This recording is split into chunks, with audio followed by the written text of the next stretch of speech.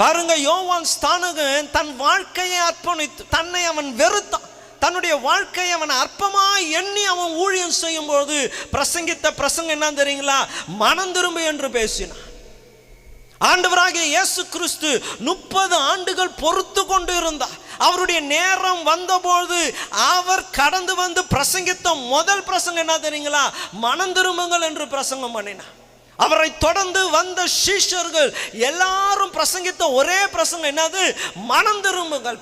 அப்ப மனம் திரும்புதல் எவ்வளவு அவசியம் என்பதை தேவ மனுஷர்கள் ஒவ்வொருவரும் பிரசங்கிக்கும் பொழுது இன்னைக்கு தேவ பிள்ளைகளுக்கு அநேகருக்குள்ள என்ன இல்லை?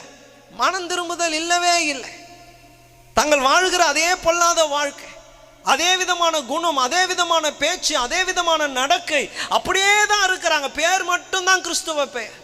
இங்கே சொல்றாங்க பாருங்க, ஜீவனுக்கு ஏதுவான மனம் திரும்புதல்.